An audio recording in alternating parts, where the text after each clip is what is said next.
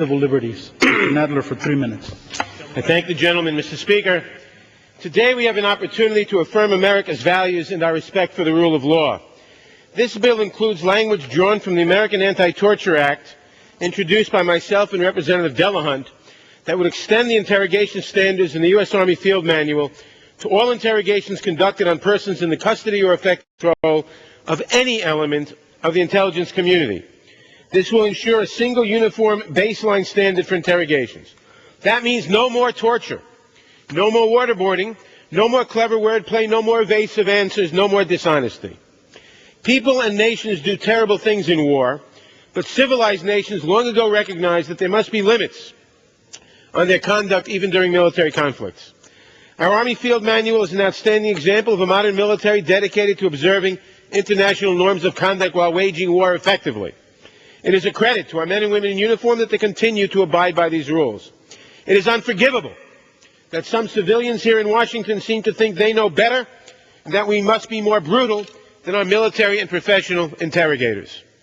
I understand the critical role that intelligence plays in protecting ourselves, but torture and cruel, inhuman, or degrading treatment, besides being contrary to American values and traditions, have proven not to be effective in obtaining actionable intelligence.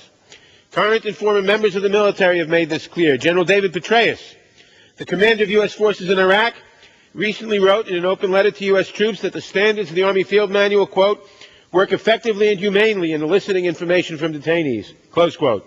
Lieutenant General Kimmons, Deputy Chief of Staff for Intelligence, similarly stated that, quote, no good intelligence is going to come from abusive practices. Any piece of intelligence which is obtained under duress through the use of abusive techniques would be of questionable validity, credibility, unquote. The Bush administration has long argued that it does not torture, but it does waterboard. And we prosecuted, we sent to jail Japanese officers for waterboarding prisoners after World War II. We knew then that waterboarding is torture, and despite the statements from the Bush administration or the non-statements, we know now that it is torture. Torture places our servicemen and women and our allies at grave risk.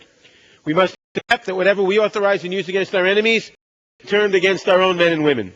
Mr. Speaker, it is time to restore the honor of the United States. It is time to restore the good name of the United States in the world that has been so sullied by the conduct of this administration. It is time to compel the administration to act in a manner consistent with the Constitution of the United States. I applaud the leadership of the conferees in including the anti-torture language in this bill. I urge support for the conference report. I hope this will begin the process of restoring the honor and the integrity of the United States. I yield back the balance of my time.